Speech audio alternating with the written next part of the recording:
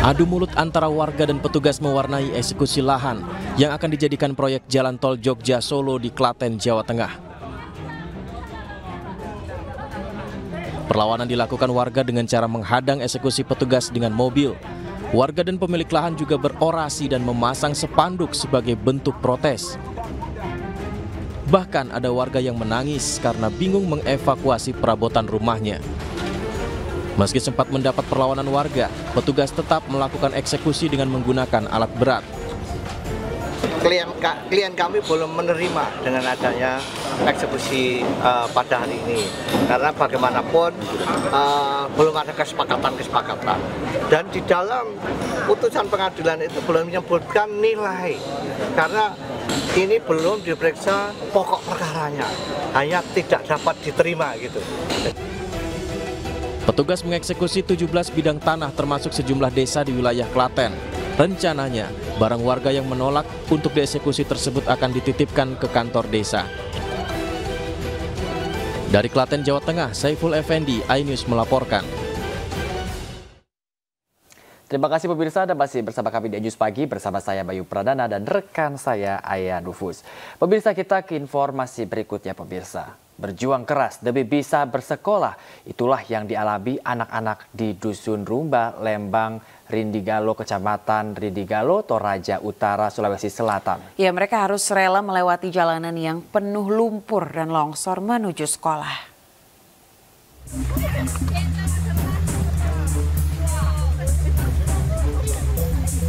Puluhan anak-anak sekolah ini harus melewati jalan yang sangat berbahaya demi bisa mengenyam pendidikan di sekolahnya. Jalanan di Dusun Rumbia, Lembang, Rindigalo, Kecamatan Rindigalo, Toraja Utara, Sulawesi Selatan ini kondisinya sangat parah. Jalan penuh lumpur dan rawan longsor ini harus dilalui anak-anak sekolah. Tak jarang anak-anak ini harus melepas sepatu mereka agar tidak rusak. Sisaan pohon-pohon yang tumbang bekas longsor juga menutupi jalanan berlumpur tersebut. Warga sekitar terpaksa menggunakan alat seadanya untuk membuka akses jalan agar bisa dilalui kendaraan roda 2.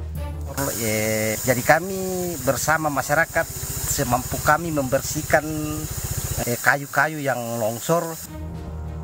Sejumlah perwakilan warga dari wilayah Kecamatan Rindigalo dan Kecamatan Awan Rante Karua kabarnya telah menghadap ke pihak BPBD Pemkab Toraja Utara. Namun sayangnya warga harus gigit jari. Perbaikan jalan belum dilakukan akibat keterbatasan jumlah alat berat. Dari Toraja Utara, Sulawesi Selatan, Jufri Tonapa, iNews melaporkan. Kita beralih ke Jawa Tengah pemirsa, sejumlah rumah warga di Kabupaten Cilacap rusak akibat bencana tanah gerak dan tanah longsor. Dinding dan lantai rumah warga retak dan mengelupas. Sejumlah rumah warga di Desa Panaluisan Timur, Kecamatan Daye Luhur, Kabupaten Cilacap rusak berat dan ringan akibat bencana tanah longsor dan pergerakan tanah. Hujan deras yang terjadi selama beberapa hari memicu tebing longsor dan pergerakan tanah. Kerusakan terjadi pada dinding dan lantai rumah. Dinding beberapa rumah bahkan miring sehingga membahayakan untuk ditempati. BPBD Kabupaten Cilacap menghimbau agar warga mewaspadai jika hujan kembali turun dengan intensitas tinggi.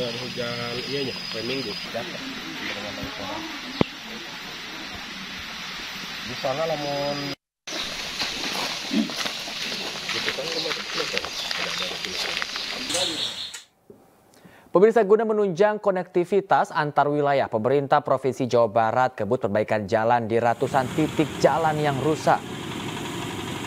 Dari 297 titik jalan yang rusak, saat ini Dinas Bina Marga dan Penataan Ruang Pemprov Jabar sudah memperbaiki 114 ruas jalan. Jalan tersebut telah digunakan sebagai jalur alternatif pada musim mudik Lebaran 1444 Hijriah lalu dan sebagai jalur wisata di Provinsi Jawa Barat.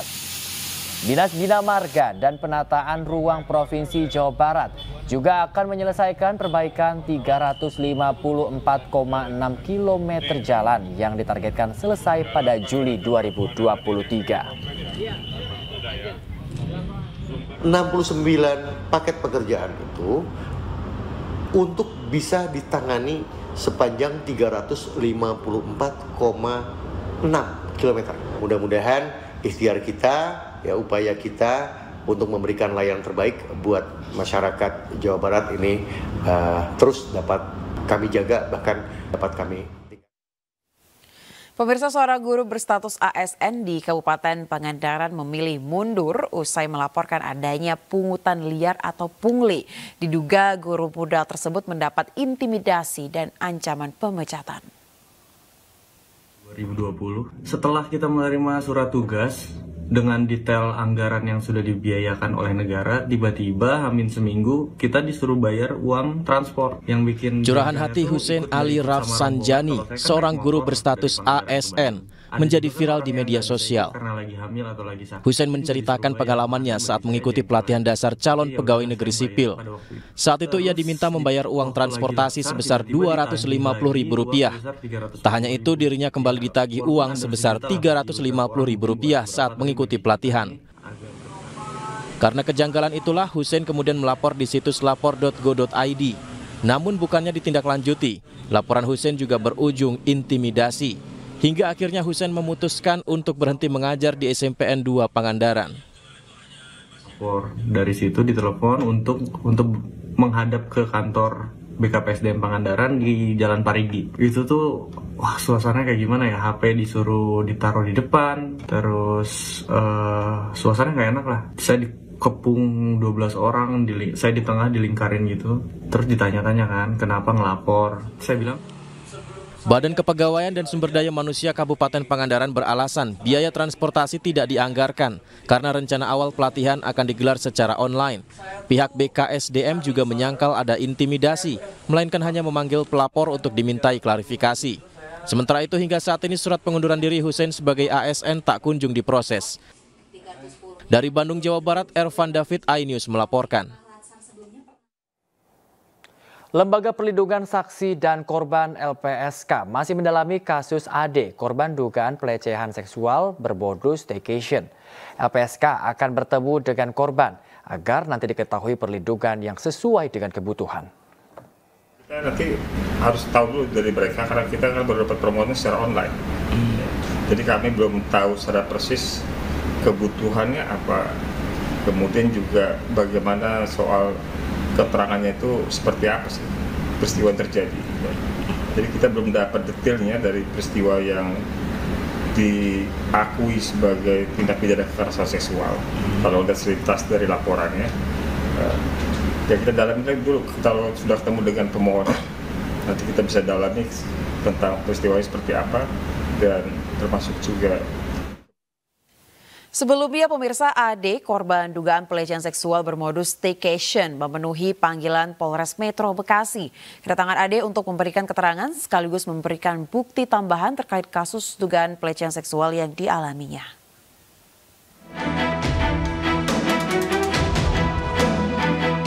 Penyidik Polres Metro Bekasi memanggil AD, korban dugaan pelecehan seksual bermodus staycation, untuk meminta keterangan terkait kronologi dugaan pelecehan seksual yang dilakukan oleh atasannya. Korban dimintai keterangan selama 4 jam dengan 35 pertanyaan yang dilayangkan tim penyidik terkait kronologi dugaan pelecehan seksual yang dilakukan atasannya. Dalam pemanggilan kali ini, pihak korban juga membawa 2 orang saksi yang merupakan teman dekat korban serta rekan kerja korban. Tim kuasa hukum juga melampirkan bukti tambahan berupa dokumen baru untuk kepentingan penyelidikan. Kita sudah mulai BAP. Tadi untuk Mbak Alfi sendiri belum selesai, maksudnya ada jeda ya. Tadi istirahat jam 12, kemudian dilanjut lagi jam 13. Nah, terkait hari ini BAP berjalan sekitar 35 pertanyaan. Usai memberikan keterangan, Ade tak banyak bicara lantaran masih mengalami trauma. Ade juga sempat merasa ketakutan akibat peristiwa yang menimpanya. Trauma sih, takut juga, ada rasa takut. Saya di sini hanya ingin menyampaikan bahwa saya bukan ingin pansos, tapi saya ingin keadilan. Saya cuma pengen kerja benar-benar, tapi kenapa saya diputus kontrak cuma karena menolak ajakan si atasan. Saat ini pihak kepolisian telah memanggil dua pihak untuk dimintai keterangan, yakni pihak korban sekaligus pelapor dan terlapor sekaligus atasan korban. Dari Kabupaten Bekasi, Jawa Barat, Didit Junaidi, iNews melaporkan.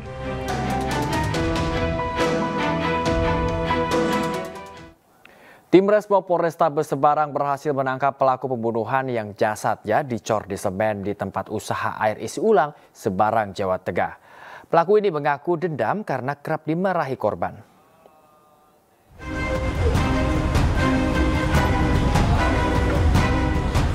Tim Resmo Polrestabes Semarang berhasil menangkap pelaku pembunuhan yang jasadnya dicor semen di tempat usaha air isi ulang AHS di Jalan Mula Warman, Tembalang, Semarang, Jawa Tengah. Pelaku tunggal bernama Muhammad Hussein, warga Banjarnegara, Jawa Tengah.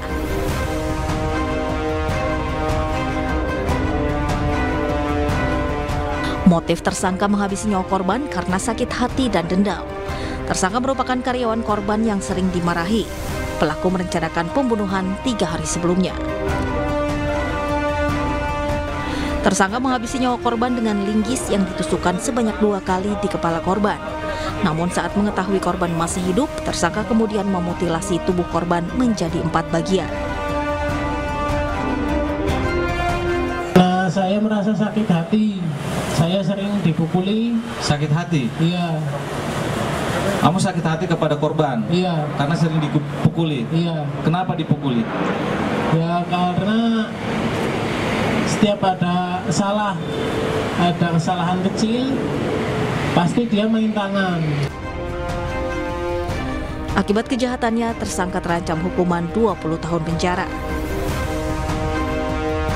Imam statusnya saat ini sebagai saksi, tapi kan nanti akan kita dalami lagi. Maksimal nanti akan diterapkan pasal mengetahui tindak pidana tapi tidak melaporkan. Untuk pemeriksaan selanjutnya, pelaku juga akan dites kejiwaan. Sementara untuk kasus saksi imam, penjaga angkringan yang turut mengetahui kasus pembunuhan akan dilakukan pemeriksaan lagi. Dari Semarang, Jawa Tengah, Kristadi, iNews melaporkan. Terpergok mencuri ponsel pengendara motor, seorang pemuda nyaris babak belur dihajar warga di Cikupa, Kabupaten Tangerang, Banten. Dari hasil pemeriksaan pemirsa, pelaku mengaku nekat mencuri lantaran butuh uang untuk ongkos pulang kampung.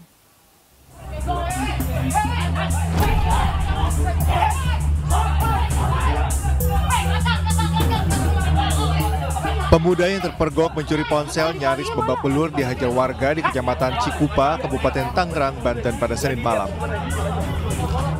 Meski sudah meminta maaf, namun warga yang geram silih berganti melayangkan pukulan kepada pelaku. Beruntung pelaku selamat setelah dievakuasi anggota Polsek Cikupa yang datang ke lokasi kejadian. Kepada polisi, pelaku mengaku nekat mencuri ponsel lantaran perlu biaya membeli tiket untuk istrinya pulang kampung. Kejadian tersebut bermula ketika korban sedang membeli sayur di warung, lalu meletakkan handphonenya di laci atau dashboard motor di bagian depan. Tidak lama kemudian ada seseorang yang mencuri dari handphone korban tersebut. Ya. Lalu pelaku tersebut kepergok oleh korban, lalu diamankan oleh warga dan dibawa ke markas kepolisian. Meski tidak diamankan Polsek Cikupa, namun korban yang merasa kasihan terhadap pelaku tidak memperpanjang kasus ini. Polisi pun akhirnya memfasilitasi korban dan pelaku untuk membuat kesepakatan dan pernyataan damai. Dari Kabupaten Tangerang, Banten, Aimarani, iNews melaporkan. Seorang wanita Parubaya di Mandailing, Natal, Sumatera Utara menjadi korban penyiraman air keras. Motif pelaku diduga dipicu dendam terkait persoalan sengketa lahan. Fatimah Hairani, 51 tahun, harus dilarikan ke rumah sakit usai wajahnya disiram air keras oleh pelaku berinisial SD. Korban yang merupakan warga desa Huta Bangun Jae, Mandailing, Natal, Sumatera Utara ini tiba-tiba saja disiram oleh pelaku saat akan menuju ke sawah miliknya. Akibat siraman air keras di bagian wajah, kondisi wajah korban melepuh. Belum diketahui apakah bagian mata korban juga terkena siraman air keras tersebut. Polisi yang mendapat informasi langsung memburu pelaku yang sudah diketahui identitasnya, namun hingga kini pelaku belum berhasil ditangkap. Dugaan sementara motif penyiraman air keras ini berlatar belakang dendam terkait sengketa lahan antara korban dan pelaku. Mau jumpa sama calon penyang sawah. Terus? Tahu udah gimana, udah jadi mau bikinnya ya kan. Oke, tiba-tiba? Jadi tiba-tiba keluar apa ini, mertua ini, nggak tahu apa masalahnya, datang si Firman ini. Lain desa, tapi memang ada konflik ya sebelumnya, ada sengketa lahan ya seperti itu. Jadi bukan keluarga sepertinya, beda alamatnya pun juga beda desa. Korban ini desa Utabangun, kemudian pelaku ini kalau salah warga desa Bangi ya. Meski pihak rumah sakit menyatakan kondisi korban relatif stabil, namun diperlukan upaya lanjutan memulihkan kondisi wajah korban yang terbakar akibat siraman air keras. Polisi juga masih melakukan penyelidikan terkait jenis air keras yang disiram pelaku ke wajah korban. Kerap cekcok prahara rumah tangga seorang suami di Kabupaten Bekasi, Jawa Barat tega menghabisi nyawa istrinya. Korban tewas usai dicekik dan dibekap dengan bantal oleh pelaku, dan usai membunuh pemirsa, pelaku rekayasa korban seakan meninggal akibat tersedak bakso.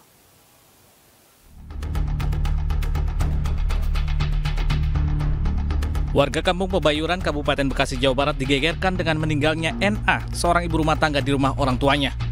Sebelum meninggal, suami korban memberitahukan kepada pihak keluarga bahwa istrinya NA meninggal dunia akibat tersedak usai menyantap bakso.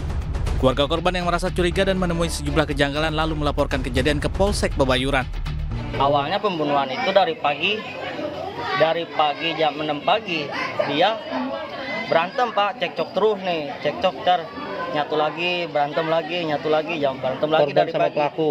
Iya, itu korban sama pelaku. Terus kakak saya yang korban itu lagi tiduran, terus si suaminya itu ngambil bantal, dihidungin, ditutup hidungnya sampai mati. Dibekap. Iya, dibekap. Habis dibekap, habis mati, langsung dimasukin bakso ke mulutnya, jadi bilangnya keselak bakso. Usai menggelar olah TKP, pihak kepolisian kemudian menyelidiki kematian korban dengan melakukan autopsi. Dari hasil visum menunjukkan bahwa korban meninggal dunia akibat dibunuh dengan cara dicekik dan disekap dengan bantal. Bergerak cepat, aparat Polres Metro Bekasi pun meringkus RD yang tak lain suami korban di rumah orang tuanya. Pelaku hanya bisa menangis menyesali perbuatannya saat digelandang petugas Satreskrim Mapolres Metro Bekasi. Di hadapan petugas, pelaku mengaku kerap terlibat cekcok dengan korban perihal masalah biduk rumah tangga yang telah terjalin selama 5 tahun. Motif pelaku melakukan ini karena ada percekcokan, ada emosi yang sudah bertumpuk, kemudian pada saat kejadian sudah tidak tahan, akhirnya melakukan kekerasan dan atau pembunuhan ini. Ya. Modus operandi, bagaimana korban dilakukan kekerasan, awal mulanya leher korban dicekik menggunakan tangan kanan, didorong sehingga rebahan. Setelah rebah, tangan kiri pelaku mengambil bantal dan membekap korban. Polisi menyita sejumlah barang bukti diantaranya pakaian korban, bantal dan juga bakso yang digunakan untuk merekayasa kasus kematian korban. Untuk mempertanggungjawabkan perbuatannya, pelaku terancam pasal tentang kekerasan dalam rumah tangga serta pasal tentang pembunuhan dengan ancaman hukuman maksimal 15 tahun penjara. Usai dilakukan otopsi di Rumah Sakit Polri Kramat Jati, Jakarta Timur, jenazah pelaku penembakan kantor MUI Pusat dibawa oleh pihak keluarga. Jenazah dimakamkan di kampung halamannya di Lampung.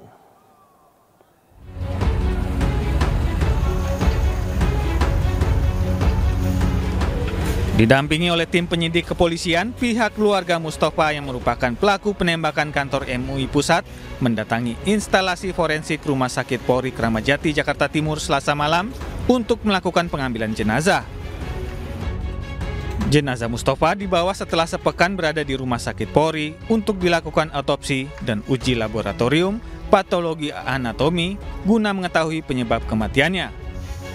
Dari hasil uji lab, pelaku tewas lantaran serangan jantung dan infeksi paru-paru. Jenazah langsung dibawa keluarga menggunakan ambulans dan dimakamkan di kampung halamannya di wilayah Lampung. Nah, saat ini oleh keluarga rencana akan dibawa ke Lampung. Telah dimakamkan di makam keluarga di Lampung. Ini bisa sampai 1 minggu, kenapa Pak? Bisa jenazah menunggu akhirnya diambil 1 minggu kemudian begitu? Itu koordinasi antara penyidik, medis dan keluarga. Ya. Jadi dari setelah hasil pemeriksaannya selesai, dinyatakan selesai dan keluarga sudah dihubungi penyidik, ya kita serahkan karena harus ada proses itu. Jadi kita menyerahkan seizin penyidik, tidak bisa mau-mau. Diketahui Mustafa, 61 tahun, melakukan aksi penembakan di kantor MUI Pusat Jakarta Pusat pada tanggal 2 Mei lalu. Akibat serangan ini, 3 orang terluka. Dari Jakarta, Rio Manik, iNews melaporkan. Ya pemirsa, kasus penembakan kantor MUI Pusat masih diselimuti kabut misteri. Iya, rekan kami Aiman Wicaksono sempat mewawancarai Kiai Haji Ihsan Abdullah, Sekretaris Tim Investigasi MUI. Kiai Ihsan mengungkap sejumlah kejanggalan dalam kasus penembakan ini. Mas Aiman, terima kasih. Alhamdulillah, terima kasih telah menerima saya di MUI. Oh iya. Saya juga agak terkejut juga. Jadi selain karena peristiwanya, MUI juga membentuk tim investigasi juga internal. Kenapa? Ya karena kita apresiasi dengan kerja aparat Polri itu yang telah cepat sigap menanggulangi dan menyelidiki kasus ini. Betul. Dan telah merilis. Tetapi ada beberapa persoalan yang belum terungkap, yang mengganggu nalar publik. Yang pertama tentu kematian Mustafa ini. Ya, kematian Mustafa ini apa yang menyebabkan kematiannya? Nah, tentu ini juga masih misteri buat kami walaupun sudah ada keterangan dari forensik. Apakah mungkin seorang tiba-tiba mati setelah menyerang? Mati mendadak. Ya. Okay. Kemudian yang kedua, itu transaksi di rekeningnya kan tinggi sekali itu, 800 juta rupiah. Nah, ini kan bukan orang yang biasa. Katanya pengiriman dari anak-anaknya di luar negeri TKI. Itu ini harus dijelaskan nanti. Okay. Nah, yang ketiga itu berkaitan dengan kepemilikan senjata. Ya. Seorang Mustafa yang petani, kenapa dia harus memiliki senjata? Lulusan SD juga? Lulusan SD juga. Dia harus memiliki senjata dan senjata itu terlarang di dalam Undang-Undang Darurat ya. Nomor 12 tahun 52 ya betul. Itu sama sekali terlarang untuk dimiliki oleh orang-orang biasa. Dan yang berizin pun nggak boleh karena dia masih berbentuk senjata yang akan dimodif untuk apapun bisa. Nah, oleh karena mematikan dan oleh karenanya dilarang sama sekali. Dan yang ketiga, dia menjadi anggota klub menembak dari sebuah klub menembak yaitu Garuda Sakti. Ini kan sesuatu hal yang naif ya. Untuk apa dia melakukan itu semua? Sedangkan dia petani profesinya. Untuk apa juga dia kemudian arahnya ke MUI? MUI itu sebagai suatu objek vital bangunan keagamaan umat Islam. Dan ini adalah simbolnya yang terbesar Majelis Ulama Indonesia. Saya tambahkan 2 lagi kejanggalannya karena dia tahu juga cara mencari airgun itu. Nah, itu lewat polisi hutan temannya dan kemudian terus ada beberapa orang lagi yang kemudian terlibat. Sekarang informasi sudah ditangkap di Polda Metro Jaya. Kemudian yang kedua adalah dia tahu senjata ringan yang mungkin bisa didapatkan dengan harga yang murah tapi mematikan. Airgun tadi. Dan yang terakhir, Mas Aiman, yaitu surat. Surat ini kan yang diinvestigasi dan berkembang di luar itu kan ada 2 surat yang diketikkan. Nah, sedangkan dia suratnya berseri dan ditujukan loh surat itu ke Polda Metro Jaya di MUI sebagai tembusan. Izin teror maksud dalam tanda kutip ya? Izin teror, izin untuk melakukan teror. Iya. Kan mestinya ini kan sudah diprofiling dari awal, bisa dicegah secara preventif dan sudah ada riwayat dia telah melakukan kejahatan. Mestinya kan tidak boleh melakukan kejahatan yang sama. Artinya paling tidak profiling ini menjadi catatan di Menteri Kemham, di kepolisian, sehingga ketika ada surat itu bisa diprofil dan nyatanya bisa diprofil dalam waktu sekejap keluar siapa Mustafa, keluarganya Mustafa, uang Mustafa berapa dan sebagainya. Ini kan sebenarnya ya keteledoran kita semua lah. Termasuk juga soal dia juga sering datang ke sini katanya 2 kali datang kemari. Ngaku nabi. Dia 2 kali datang kemari bukan ngaku nabi, dia menyampaikan tadi ancaman tadi. Suratnya ditujukan ke Polda Metro Jaya, intinya bahwa dia mengancam akan membunuh pejabat negara dan khususnya pejabat MUI. Karena alasannya apa? tidak ada spesifik bisa dijelaskan. Nah itu. Oh, waktu itu sempat dilaporkan juga oleh pihak MUI ke polisi misalnya? Kami sampaikan ke RT RW lingkungan karena yang menemui anak-anak di sini dan itu dianggap tidak mungkin oleh anak-anak di sini tidak dianggap orang-orang ya sembarangan aja lah. Ya, tidak dihiraukan. Kemudian ya itu tadi yang datang yang terakhir dia ingin bertemu langsung naik ke atas dihalau ya, kemudian melepaskan tembakan dan tembakan pertama ini melepas ke kaca apa ke bambal ini ke salah satu orang di sini reception ya, nyerempet langsung menembus kaca. Oh, posisi di sini berarti di sini langsung jadi kaca pecah itu dari sini dekat sekali begini nih. Oke. Dan pecah di sana. Bentrokan antara pendukung KAN dan polisi terjadi di Pakistan. Informasi mancanegara kami hadirkan usai jeda berikut ini. Tetaplah bersama kami.